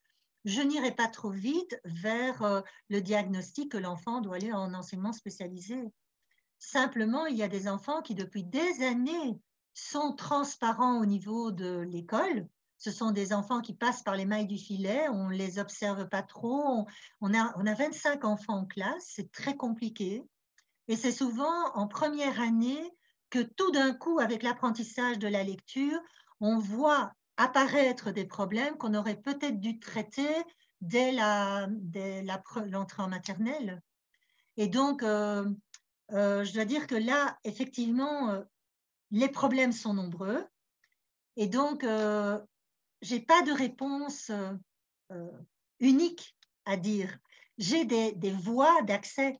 C'est-à-dire que moi, ce que je retiens, c'est que l'apport de compétences professionnelles supplémentaires dans l'équipe, ça veut dire que vous avez pris moins d'enfants autour de vous, ça veut dire que vous les avez écoutés s'exprimer. Grâce à ça, vous avez un diagnostic de plus en plus pointu des besoins des élèves. Et ensuite, il faut revenir vers le groupe classe, vers la titulaire, et au fur et à mesure du temps, réguler l'accompagnement des enfants et le soutien qu'on apporte avec ces enfants, qu'on apporte à ces enfants. Et ça me fait dire qu'il est important que le processus d'accompagnement et de soutien des enfants, ça s'inscrive dans la durée. C'est-à-dire qu'on n'accompagne pas un groupe pour 6 mois. Quand il s'agit du langage, ça demande souvent un très long démarrage. Si l'enfant était bloqué dans le langage, qu'il arrive en première, deuxième année et que la langue orale n'a pas été installée suffisamment et qu'il doit apprendre à lire, il y a énormément de choses à faire. Donc, ça doit impérativement se construire dans la durée. Et là, il faut casser, je dirais, la frontière des classes, des années de classe, en envisageant des objectifs sur le plus long terme, et notamment avec le plan individuel d'apprentissage qui a été, disons, conseillé dans les différents programmes, les différents réseaux, tout le monde en a parlé, qui est inspiré de l'enseignement spécialisé. Mais donc là, et pouvoir définir les priorités, et ce n'est pas simple, ce n'est vraiment pas simple. Merci. Voilà. C'est qu'il y aurait encore beaucoup de choses à dire par rapport à cette question-là, parce que je peux imaginer, enfin moi ce qui me touche vraiment, c'est le fait que c'est je le redis, je le répète, c'est parce qu'on a eu une personne en plus dans l'école que tout d'un coup, on a mis le doigt sur les difficultés de ces enfants-là et qu'on va peut-être, avec le temps, pouvoir vraiment trouver les réponses pour les soutenir au mieux. Et ça, déjà, pour moi, c'est un effet FLA qui est loin d'être à négliger, quoi. Merci, Nicole. Alors, je n'ai pas de demande de parole avec les petites mains, donc je vous rappelle, si vous voulez poser directement votre question à Nicole, il faut que vous leviez la main, que je puisse vous donner la parole. Donc, je reviens vers Louisa parce que je vois qu'il y a plein de questions dans le question-réponse. En effet, on en a beaucoup. Je pense que j'ai loupé une question de Benoît Rosens. Je ne sais pas si tu la vois. J'ai vu qu'il avait posé une question juste avant que ça coupe. J'essaie de prendre dans l'ordre. On invitera Benoît à la poser par oral. J'en ai plein d'autres. Vas-y. Et donc, j'invite Benoît à nous la poser. Alors, c'est encore... donc, je t'en donne 3, Nicole, et puis on prendra la suite. Donc, c'est toujours Claire qui nous témoigne quelque chose. Donc, comment laisser des traces quand on a des élèves non lecteurs ou lecteurs faibles? Je suis surtout dans l'oral car il y a un blocage énorme chez certains élèves dès qu'on aborde l'écrit. Les élèves là sont en effet souvent des lecteurs faibles, voire très faibles. Ouais. Ensuite, nous avons Ophélie Tasson qui demande la littérature jeunesse comme support privilégié à l'enrichissement du bagage langagier. Qu'en pensez-vous? Ensuite, nous avons Yves Lessens. Quid de la formation initiale, de la formation continuée en matière de français langue de scolarisation, puisque le concept n'est pas encore consolidé dans la tête des uns et des autres. Voilà. Les trois? D'accord. Alors, laisser des traces à l'oral. Pour laisser des traces, en tout cas pour l'avoir travaillé également avec une enseignante qui d'ailleurs est parmi les participants, il s'agit de Julie, pour ne pas la nommer. Nous avons beaucoup travaillé à partir d'enregistrements. Donc, il faut savoir que soit il y a des enfants mutiques, donc on va avoir dans ces petits groupes de travail, ces petits groupes de besoins, des enfants qui ne parlent pas du tout, qui sont complètement mutiques. Et donc, la première chose à faire, parce que là, au niveau des traces, effectivement, ils ne nous donnent pas de traces, si ce n'est leur silence. Bien sûr, on peut travailler beaucoup d'abord par le geste, on peut travailler par le corps, on peut travailler par le mouvement. Les psychomotriciens connaissent bien ça. C'est-à-dire qu'un enfant a des tas de moyens d'expression qui ne sont pas le langage et à partir desquels on peut éventuellement filmer, s'appuyer ou en tout cas ancrer le langage d'abord dans des gestes, dans des mouvements, dans le corps, dans des rythmes. Donc ça peut aider, même si on n'a pas encore les mots. Donc ça, c'est pour vraiment les enfants de maternelle ou les enfants beaucoup plus jeunes. Après ça, ce qui marche pour moi très, très bien en termes de traces, c'est quand même les enregistrements. Aujourd'hui, avec les moyens dont nous disposons, même avec un simple smartphone ou iPhone ou des tablettes, on peut enregistrer les enfants et travailler même avec les enfants à partir de leurs enregistrements. Et avec les enfants eux-mêmes, comparer un enregistrement au début, je veux dire, de l'intervention, de l'accompagnement, et 6 semaines plus tard, comment il a évolué. Donc, en faire vraiment un outil d'auto-évaluation. Donc, pour moi, les enregistrements oraux, même de lecture, d'apprentissage, la maîtrise disons, du déchiffrement en lecture, etc., l'enregistrement oral, enfin l'enregistrement tout court de séquences, soit de visuel, soit de simplement la parole de l'enfant hein, qui lit maladroitement, malhabilement. Je pense que là, au niveau des traces, on peut vraiment faire quelque chose d'intéressant, même au niveau de ce qui dessine. Il y a moyen vraiment de travailler cela. Et les blocages par l'écrit, évidemment, sont très, très importants. Et donc, ça met bien l'accent sur le fait que l'écrit, l'accès à l'écrit, c'est souvent la langue orale quand même qui va le permettre. Donc, tant qu'un enfant n'est pas à l'aise dans sa langue orale, il va évoquer, il va, disons, exprimer beaucoup de freins par rapport à la langue écrite. Ça n'a pas beaucoup de sens pour lui. Donc, également, tout ce qui est communication en duo, je dirais, la proximité de la relation avec l'enseignant est importante parce que l'enfant, il doit pouvoir trouver un espace où il comprend que parler, s'exprimer, c'est vraiment la communication, c'est vraiment entrer en relation avec. Et tout cela est important. Donc, mais les enregistrements, pour l'avoir travaillé plusieurs fois dans les classes, ça donne de très, très bons résultats, aussi bien pour aussi travailler avec l'enfant par après sur ses propres enregistrements. Alors, littérature de jeunesse, bien sûr, c'est tout un volet très intéressant pour construire la langue de scolarisation parce que, disons que, bien sûr, dans beaucoup de familles, on lit des albums de jeunesse aux enfants, mais ce qui se passe à l'école est différent. Parce que la mission de l'école, c'est pas simplement de lire des livres aux enfants, de lire des albums aux enfants, c'est de faire réfléchir les enfants à partir des albums. Donc, c'est la mission de l'école, c'est de se distancer des savoirs et de réfléchir sur les savoirs. Et ça, dans les familles habituent les enfants très, très jeunes à d'excellents albums de littérature de jeunesse. Maintenant, on n'a que l'embarras du choix par rapport à la qualité de cette littérature. Et donc, ça forme l'enfant. Notamment, ça lui donne l'habitude de très bons modèles linguistiques, des répétitions, de syntaxe complexe, d'interrogation, de manière d'expliquer, de raconter. Donc, tout ça, c'est très intéressant d'immerger l'enfant là-dedans. Mais la mission de l'école, c'est vraiment, et c'est là qu'intervient la langue de scolarisation, c'est de faire réfléchir l'enfant sur ce qu'il a entendu, sur ce qu'il a lu dans l'album de jeunesse. Hein, c'est-à-dire... ce sera le faire réfléchir à, par exemple, les réseaux anaphoriques, les répétitions, les états d'âme des héros de l'histoire. À quoi est-ce qu'on voit qu'un héros est triste? À quoi est-ce qu'on voit qu'il est heureux? À quoi est-ce qu'on voit qu'il pense à une stratégie pour être rusé, etc. Donc, c'est vraiment prendre distance par rapport à. Et là, la littérature de jeunesse est vraiment une mine d'or par rapport à ça. Donc, oui, oui, oui.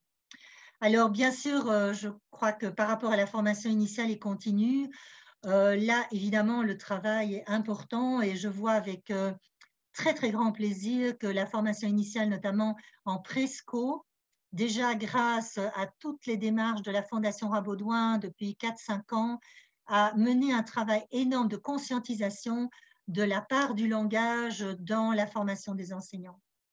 Et donc, ça, je trouve que les avancées sont remarquables et la publication de la Fondation Rabaudouin, Voir la maternelle en grand, montre bien cela. Disons que ça montre bien les compétences qui doivent être développées chez les futurs enseignants pour pouvoir faire face à cette nécessité de développer la langue de scolarisation. Donc, disons que ça, c'est pour le présco. En primaire également, de plus en plus, on voit cette attention de la langue dans l'enseignement des disciplines. On en est conscient.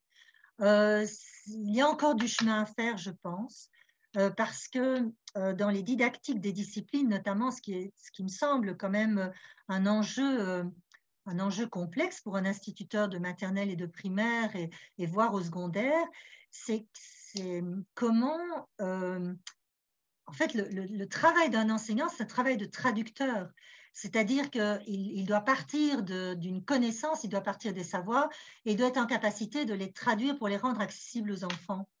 Et c'est ce travail de formulation, de reformulation, de rendre accessible à l'enfant en fonction de son âge ou à l'adolescent par rapport à son âge, un savoir qui peut être très abstrait et complexe. Et ça, c'est un travail vraiment qui doit être poursuivi. En tout cas, on commence à en prendre conscience au niveau de la formation initiale. Alors, la formation continue, le chantier, il est énorme. Alors, je vois là aussi avec satisfaction que les hautes écoles et l'Université de Liège notamment, maintenant en ligne, il y a des MOOC qui existent, donc des formations en ligne sur le français de scolarisation, sur des certificats en FLA. Donc, je pense aux hautes écoles, aux différentes hautes écoles qui s'emparent de cela. Et l'IFC, bien sûr, a des propositions également par rapport aux professeurs, aux enseignants de tout niveau, je dirais de la maternelle pendant tout le tronc commun, toute l'existence du tronc commun en tout cas, est saisie par cette question du langage. Et on la retrouve également très présente dans les nouveaux référentiels qui vont arriver dans les écoles. Donc, même si, voilà, il y a encore énormément de choses qui pourraient être faites par rapport à ça, n'empêche qu'il n'y a pas un seul référentiel qui n'évoque pas la question du langage. Donc là, je crois qu'il y a quand même, indépendamment, parallèlement, je dirais, à la formation continue, il y a aussi des outils qui vont apparaître disons, dans les écoles, sur le terrain, et qui parlent de la langue tout le temps et partout, dans tous les domaines des programmes du tronc commun. Donc ça, je trouve que c'est quand même très important. Le chantier est énorme, mais je trouve qu'après avoir, j'ai presque envie de dire, stagné pendant 15 ans, là, tout d'un coup, il y a quelque chose de très positif et de plein d'encouragement qui est en train de se faire parce que là, tout le monde s'empare. Il suffit de voir l'assistance de ce soir. J'ai balayé l'origine, la fonction des participants de ce soir. Mais c'est extrêmement diversifié et moi, je prends ça vraiment comme quelque chose de très, très encourageant. Merci Nicole. Alors, pas de questions orales, par contre, plein de questions écrites. Donc, je ne sais pas si tu as essayé de nous les regrouper, Louisa. Pas du tout. Alors, vas-y, envoie une salve. Mais il y a quand même une série de réactions, plus que de questions. Mais donc, je vais essayer de t'en donner 5, Nicole, et puis tu fais ce que tu peux. On a encore Ophélie qui, donc, reconnaître la langue d'origine d'un élève allophone lui permet-il d'entrer gagnant dans la langue de scolarisation? Lien avec l'éveil aux langues. Ensuite, nous avons C. Gosselin. En effet, les heures FLA sont mises en place de manière chaotique. Cela a pour conséquence de créer des moments de classe qui sont sans cesse interrompus avec des va-et-vient de groupes d'enfants. Isabelle Santerre nous dit merci pour ses propos pleins de bon sens. Il faudrait bien plus de socio-constructivisme aussi entre adultes. Ensuite, on a le CECAFOC, service formation. Le fait que la langue soit identifiée comme axe stratégique de très nombreux plans de pilotage constitue un formidable levier pour questionner les pratiques en termes d'enseignement, apprentissage, vs remédiation. Merci. Voilà, j'en ai donné 4. Je vais continuer avec C. Gosselin. Ce que je perçois, cela ne contribue pas à favoriser des moments de concentration et de travail efficace. Les enseignants se plaignent de ne pas avoir été formés, une logopède dans le cadre d'un CPMS. Voilà. Attendez, est-ce qu'on peut reprendre la question, la dernière intervention? Donc, ce que je perçois, cela ne contribue pas à favoriser des moments de concentration et de travail efficace. Les enseignants se plaignent de ne pas avoir été formés, une logopède dans le cadre d'un CPMS. Donc, c'est la même logopède qui s'exprime. C'est ça. D'accord, la question vient d'une logopède, la réaction vient d'une logopède. J'imagine. Okay. C'est la même personne qui a posé 2 questions plus haut, non? La question des heures de FLA. Les heures FLA, oui. Actuellement, oui. Au niveau chaotique, avec les moments… Oui. Oui. Donc, je vais essayer de… parce que ça va dans beaucoup de sens. Donc, connaître la langue d'origine des élèves et notamment l'éveil aux langues. Alors, pour moi, c'est vraiment très, très intéressant de travailler à partir de l'éveil aux langues. Notamment, il existe des expériences en France trop peu répandues, malheureusement. Il s'agit de Nathalie Auger, notamment, qui a mis en place tout un programme sur Comparons nos langues et qui amène l'enfant à développer des compétences métalinguistiques, notamment à partir de la comparaison des langues qui sont parlées dans la classe. Donc, c'est extrêmement intéressant, en fait. Donc, de nouveau, la mission de l'école, c'est une mission de distanciation. Donc, chaque fois qu'un enfant a l'occasion de partir de son savoir et de se mettre à distance de son savoir pour comprendre ce qu'il sait et comment, grâce à ce qu'il sait, il peut apprendre quelque chose d'autre, on a gagné. Donc, pour moi, l'éveil aux langues, c'est vraiment magnifique. L'éveil aux langues, on a commencé à en parler dans les années 85. Quand j'ai commencé à être conseillère pédagogique, c'était de bonne aloi et la communauté française, à l'époque, avait publié pas mal d'outils sur l'éveil aux langues. Et puis, la sauce n'a pas pris. Il y a eu très, très peu d'expérience dans les écoles par rapport à ça et les outils ont été complètement oubliés. Ils sont passés à la trappe. Maintenant, ça revient et encore une fois, je ne peux qu'applaudir parce que je pense que l'enfant, effectivement, l'enfant qui… Alors, ce n'est pas à nous qui devons connaître la langue d'origine des enfants, c'est tout à fait impossible, mais c'est même en ne connaissant pas la langue d'origine, c'est de lui faire réfléchir. Tiens, en polonais, quand tu dis « je n'aime pas le chocolat », où est-ce que tu dis le « ne » ? Où est-ce que tu dis que tu n'aimes pas ? Où est-ce que tu dis ? Et toi, en arabe, quel est le mot, quelle est la partie de la phrase qui dit « ne pas », que tu n'aimes pas, que c'est « non ». Et rien qu'en voyant la place du « non » dans la phrase, l'enfant rentre dans la compréhension que la langue est un construit culturel et que ça change d'une langue à une autre. Et du coup, il comprend le concept de négation.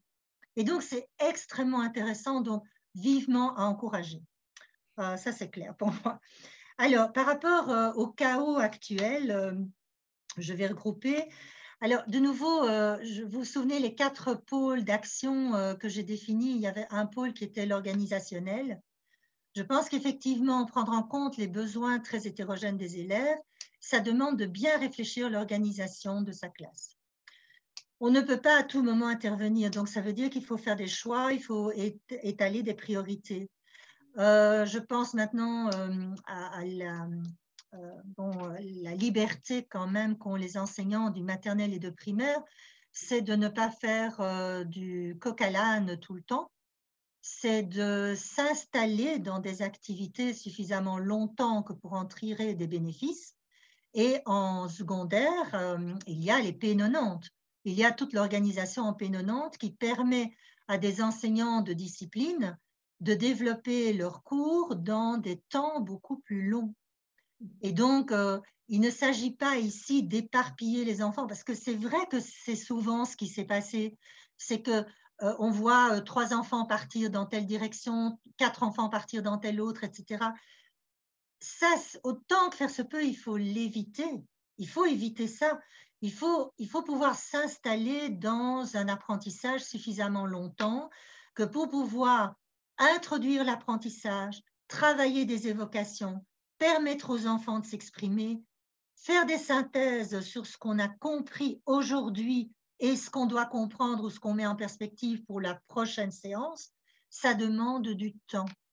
Et je crois que dans les organisations, alors encore une fois, je sais que c'est très compliqué parce qu'il y a des écoles, je pense notamment aux réseaux, aux différents réseaux dans lesquels il y a des cours de toutes sortes de religions, de philosophie, de PC, etc. Il y a l'intervention des logopèdes. Moi, c'est vrai que je vois cet éparpillement aussi de façon assez contre-productive. Maintenant, il n'y a pas toujours moyen de faire autrement, mais dans la mesure du possible, essayons d'installer régulièrement des séquences d'apprentissage essentielles qui sont vraiment d'une certaine durée, d'une certaine consistance. Ça, je crois que les enfants en ont besoin. Hein, c'est d'éviter absolument l'éparpillement, le plic-ploc, on saute du coq à l'âne. Et c'est la même chose pour les thématiques. On est dans une société de zapping et quand on a fait 3 séances sur l'automne, on en a déjà marre. Ou 2 séances, il faut passer à Halloween, et puis après Saint-Nicolas, et puis après c'est le carnaval. Et je crois qu'il faut, tant que faire se peut, il faut lutter contre cet éparpillement, travailler sur des concepts fondamentaux, et je regrette pour cela que les référentiels n'aient pas davantage mis en valeur ces concepts fondamentaux, mais ça c'est une autre histoire. Mais vraiment que les enseignants s'autorisent à identifier vraiment des thématiques fondamentales et à éviter l'éparpillement et le chaos autant que possible. Pouvoir utiliser les ressources, les compétences professionnelles au sein de l'équipe dans une organisation qui permette, bon, je l'ai vécu avec cette enseignante que j'ai évoquée tout à l'heure, elle n'intervenait dans les classes que 2 heures semaine. 2 heures par semaine.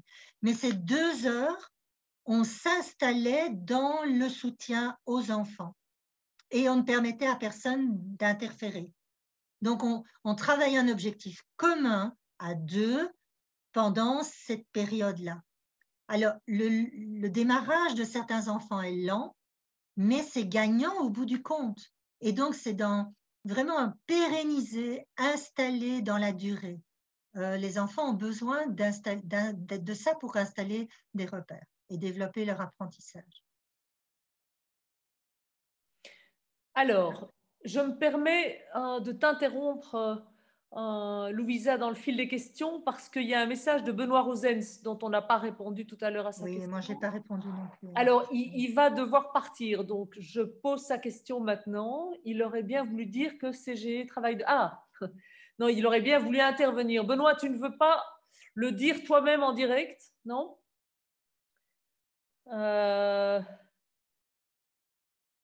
Voilà, je lui donne la parole.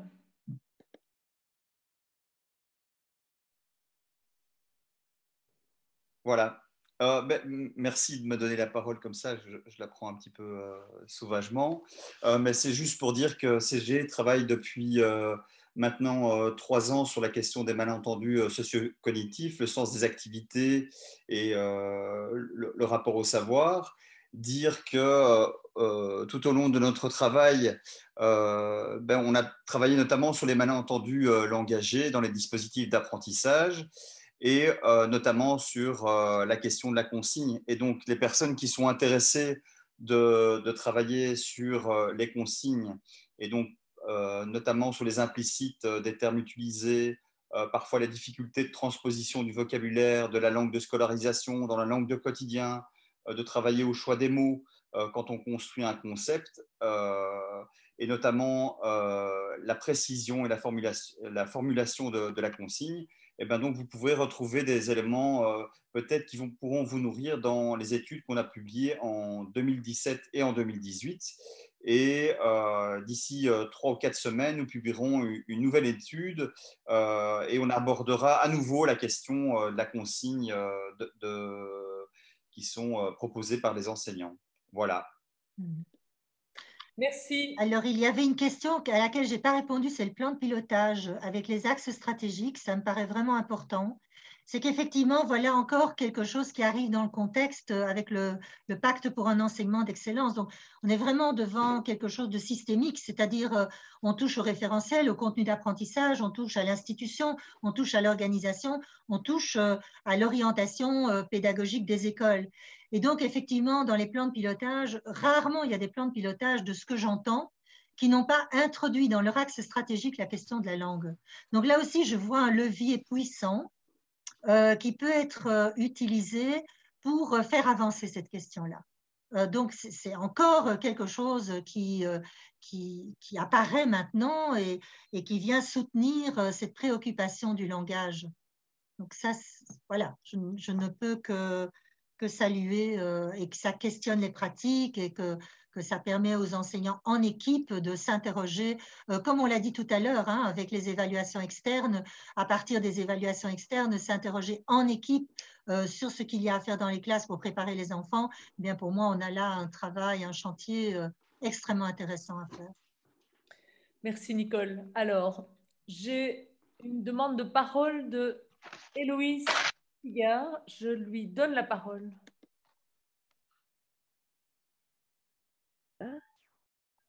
Oui, bonsoir. Donc, ma question porte sur une problématique qui n'existait sûrement pas à l'époque de la rédaction du livre.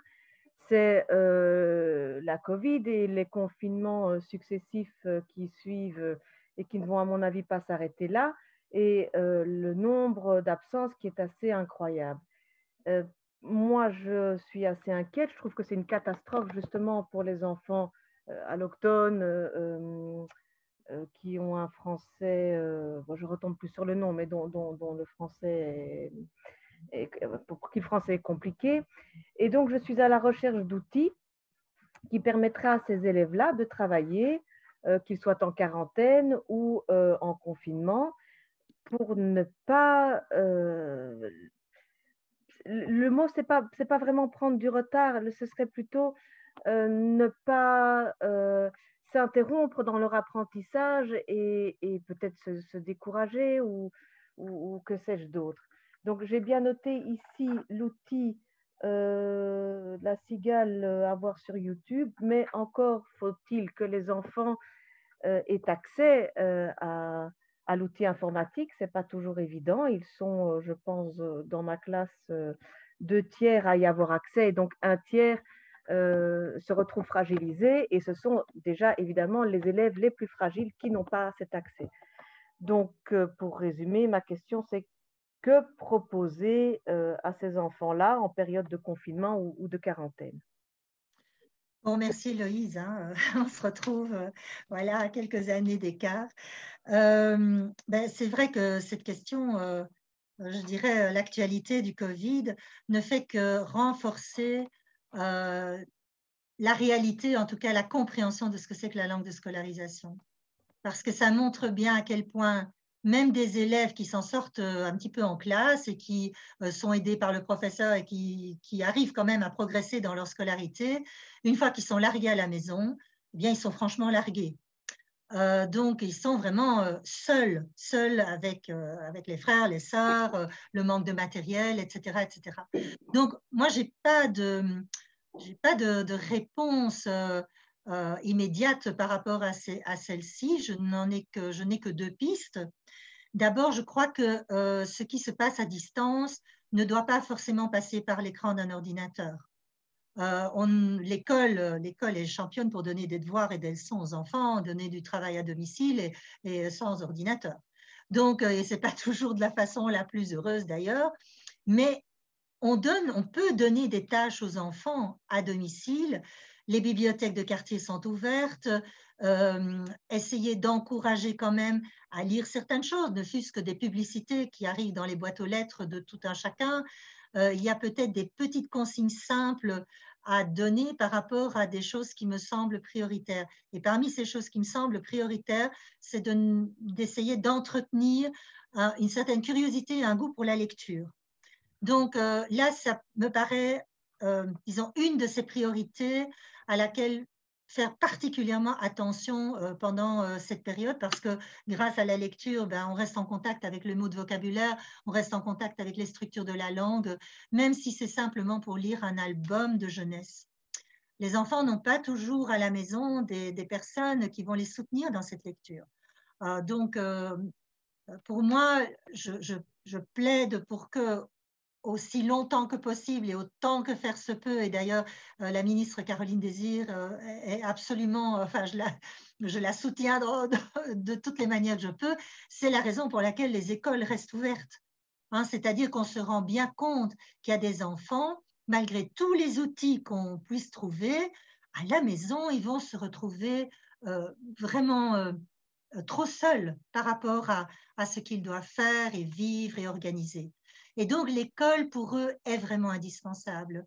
Et donc, la première piste, c'est essayer quand même à distance pour les enfants en quarantaine, pour les enfants qui sont à la maison parce que la classe est fermée, d'essayer quand même d'encourager la lecture, la recherche peut-être dans des lectures documentaires, des lectures à visée plus informative, qui souvent intéressent davantage les enfants, comme savoir comment vivent les animaux, comment se reproduisent, je ne sais pas moi, les grenouilles, etc. Je veux dire, souvent, ça éveille davantage la curiosité des enfants. Donc là, il y a quelque chose peut-être à stimuler. Et quand les enfants reviennent à l'école, c'est vraiment s'autoriser en tant qu'enseignant à vraiment distinguer quelles sont les priorités à travailler dans la classe pour rattraper ces enfants-là.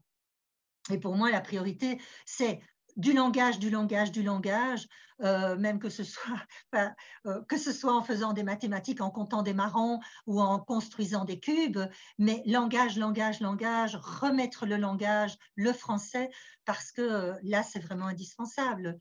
Et il faudra que les écoles vraiment s'adaptent pour ne pas perdre ces enfants-là.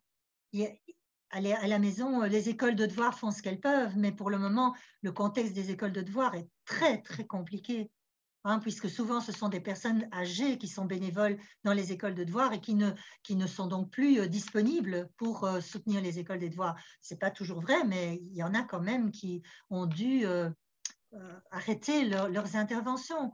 Donc, je crois qu'il faut être conscient qu'on est dans une situation, j'espère, exceptionnelle, mais elle va garder des traces, elle aura des traces, et donc ça voudra dire une nécessaire adaptation et un nécessaire discernement quand les enfants rentrent à l'école pour aller vraiment vers les priorités et s'autoriser à travailler ces priorités. Priorités et élèves les plus en difficulté. Et alors, les élèves les plus en difficulté. On a encore... ça va, Héloïse?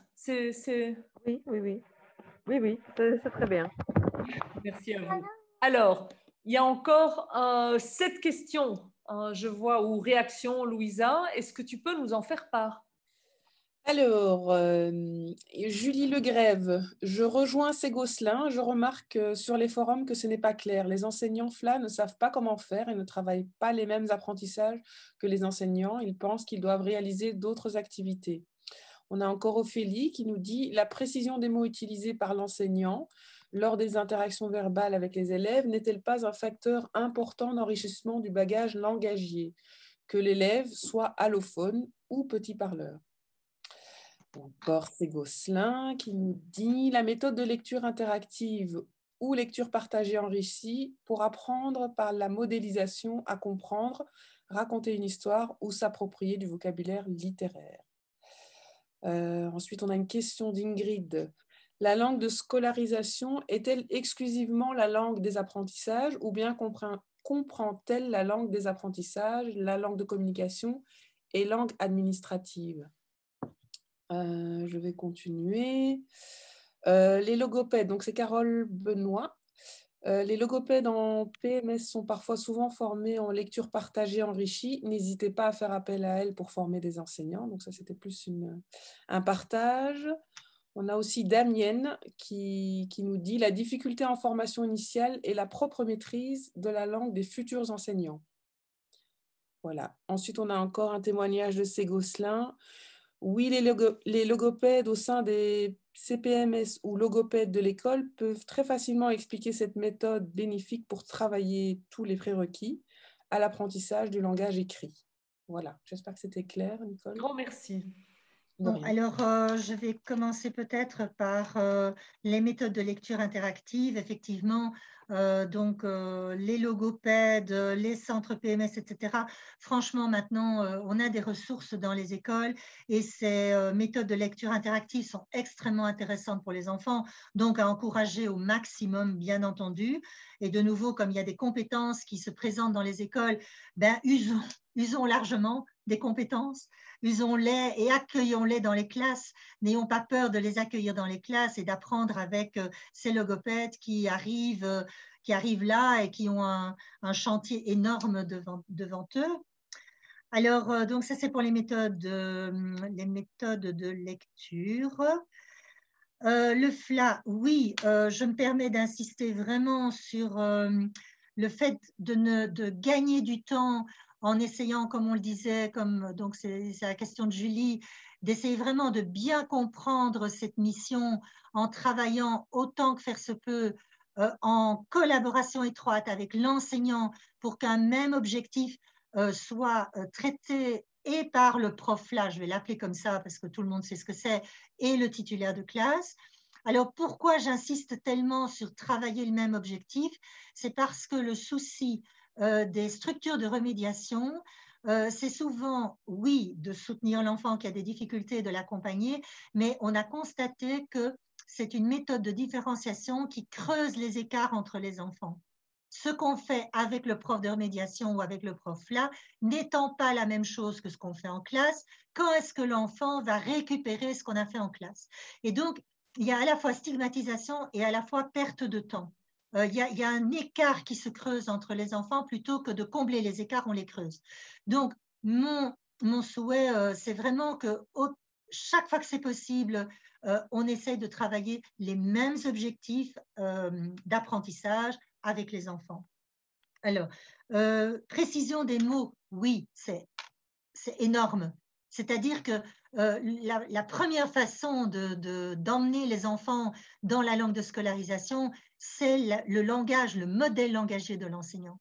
C'est-à-dire, c'est comment l'instituteur, dès la première maternelle, fait très attention à la manière dont elle formule les choses, les mots qu'elle utilise, comment les mots un peu compliqués, les mots un peu, elle va les paraphraser, elle va les mettre en évidence par son intonation. En primaire, on va les écrire au tableau, on va les sortir du discours, on va les mettre en évidence, en lumière. Ce sont toutes des choses qui sont extrêmement importantes. La manière, j'ai pu observer en tout cas, dans mon travail notamment d'inspectrice, et ça c'est une chance énorme, c'est d'être dans les classes évidemment et de voir, d'entendre les enseignants s'exprimer. J'ai vu des effets, un impact majeur de la manière dont les institutrices et les instituteurs s'expriment aux enfants sur le développement langagier des élèves. Alors ça peut paraître parfois une manière de parler un peu théâtrale, un peu artificielle, parce qu'on disons, on est attentive à formuler des phrases complètes, à vraiment soigner son intonation, à même théâtraliser un petit peu son intonation. Mais je peux vous certifier que l'impact sur les enfants est considérable. L'enfant fait comme madame, fait comme monsieur. Et donc, c'est très important.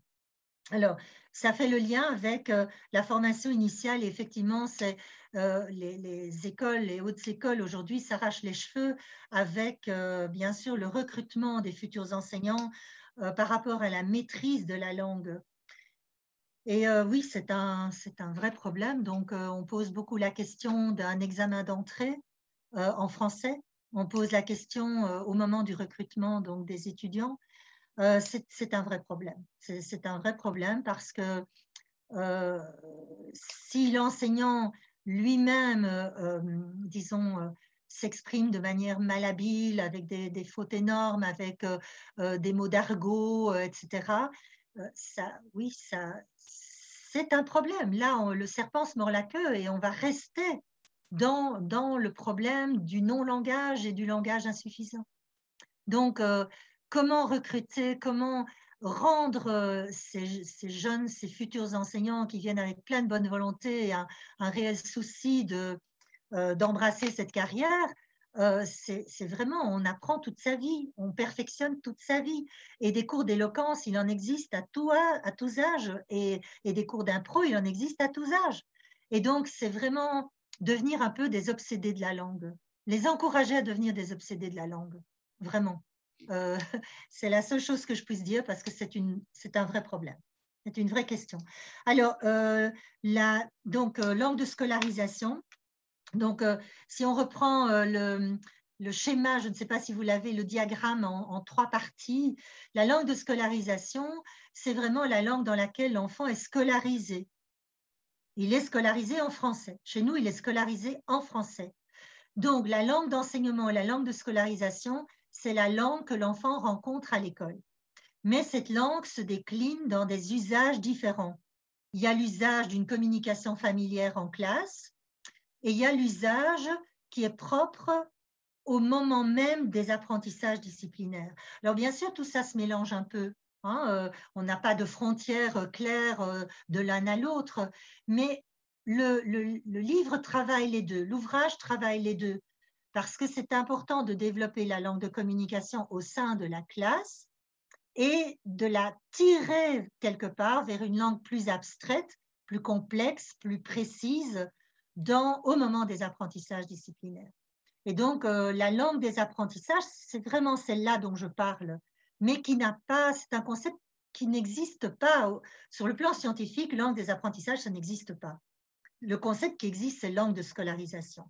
Mais donc, pour bien s'entendre de quoi on parle et à quel moment, la langue de scolarisation, c'est vraiment, oui, l'enfant, il est baigné dans la langue française quand il va à l'école, c'est donc bien la langue de scolarisation. Mais à certains moments, cette langue de scolarisation, elle sert à construire, à structurer la pensée, elle sert à accéder au savoir. Et donc là, on est bien sur une langue qui est collée aux apprentissages eux-mêmes. Donc voilà, j'espère avoir été la plus claire possible. Voilà. D'autres questions? Qu'est-ce qui nous reste, Louisa, comme question? Alors, on a encore le CECP avec Anne-Christine Franck. On demande de travailler le langage et j'en suis tout à fait convaincue. Pouvez-vous nous donner quelques pistes afin d'y parvenir? Pour le langage mathématique, par exemple, comment travailler le langage lorsque je travaille le nombre 24? Merci pour votre réponse. Ensuite, on a encore un petit message de Claire qui nous dit « Merci pour votre réponse sur les traces, mais je voulais aussi parler de traces qu'ils peuvent emporter avec eux pour les retenir, surtout avec les plus grands, quand on est dans le vocabulaire qui devient abstrait et qui sort de l'imagier et de la représentation picturale. » Donc, c'était la question des traces qu'ils pouvaient emporter. Oui. Voilà pour le moment. Alors, l'exemple, moi je vous invite vraiment à lire le bouquin là, parce qu'il y a une des séquences qui est complètement décrite de A à Z sur le nombre 6.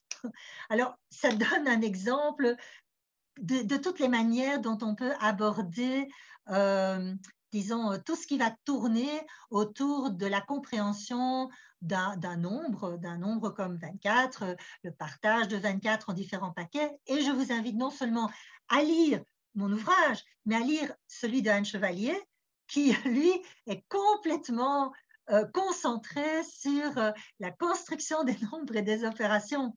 Et là, en 300 pages, Anne va vraiment vous détricoter toutes les manières de rentrer dans cette finesse de la langue pour comprendre la décomposition en facteurs, la décomposition dans les différents nombres, la comparaison des nombres, le partage, voire la contenance, voire etc., et j'en passe. Donc, c'est tous ces mots-là qui vont participer à la construction du nombre. Là, vu le peu de temps que nous avons, je ne peux pas me permettre de rentrer dans tous les détails, mais les outils, là, ils existent. Ça, c'est tout à fait clair.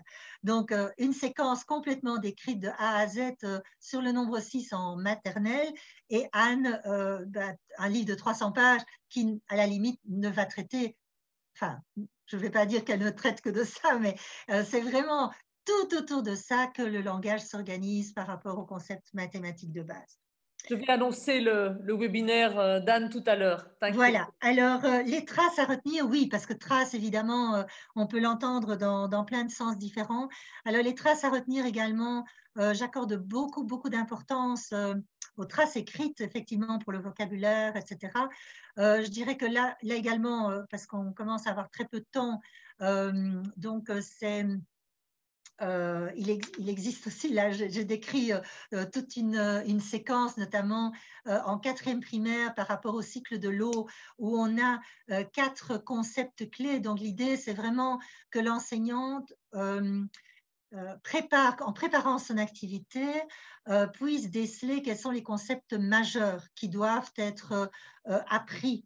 Par exemple, évaporation, infiltration, ruissellement dans le cas du cycle de l'eau. On a 3 concepts majeurs et de réfléchir à l'avance comment les paraphraser, quels synonymes trouver, quelles images trouver, et peut-être même inviter les élèves dans la classe à les traduire dans leur langue d'origine, c'est-à-dire de construire à ce moment-là une trace bilingue, pourquoi pas, où l'enfant va exprimer ruissellement en espagnol ou en russe ou en arabe, et de façon à se construire lui-même un outil grâce auquel il va pouvoir ensuite à la maison retrouver la trace de ce qui a été appris en classe.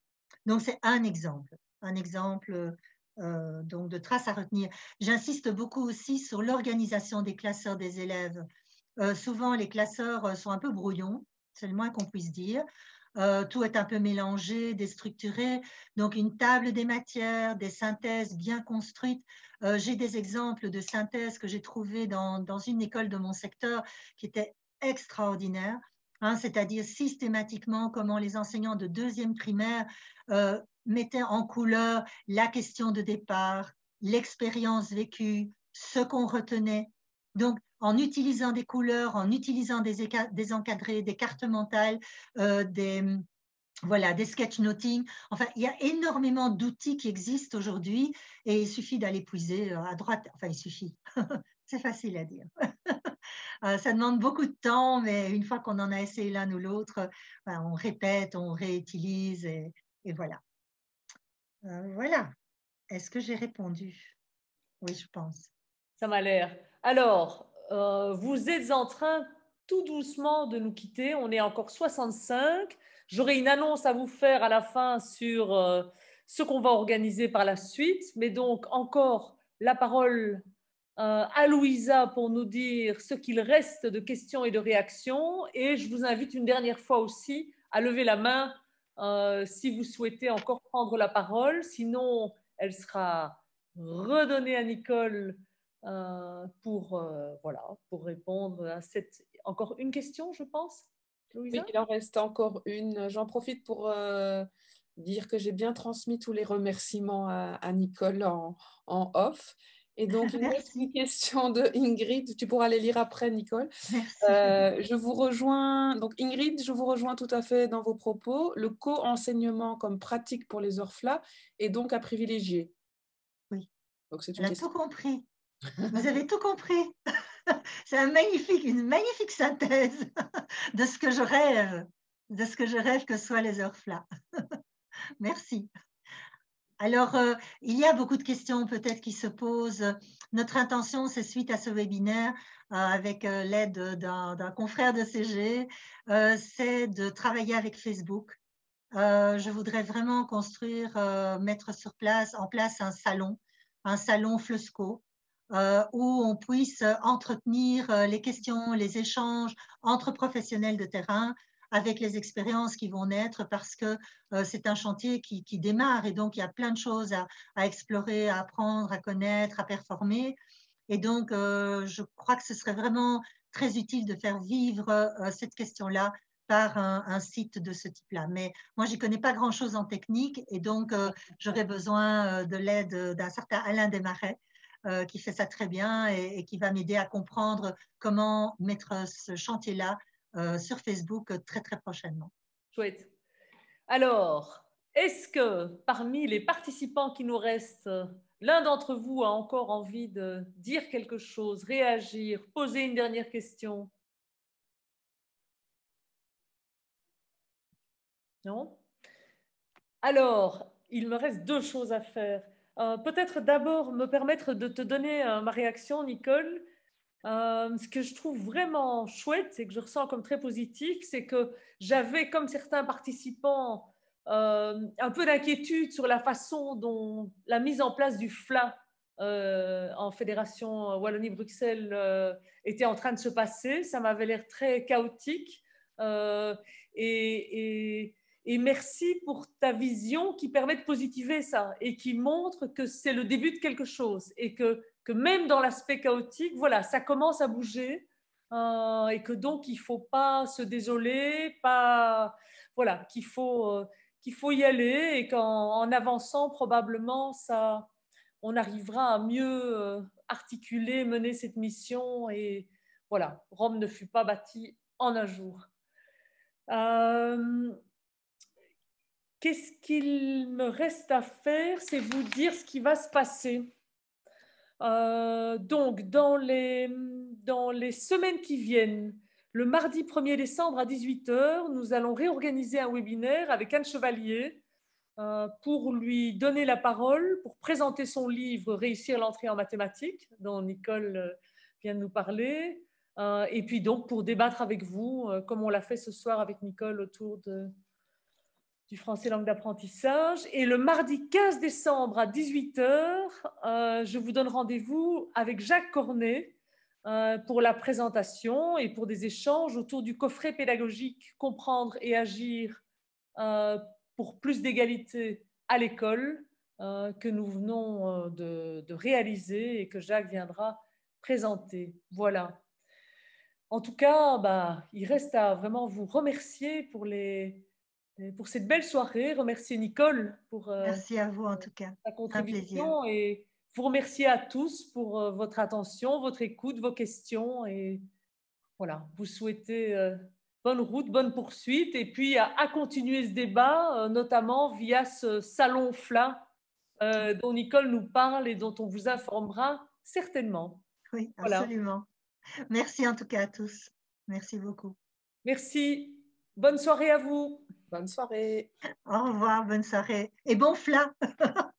Bon FLA. Bon FLASCO.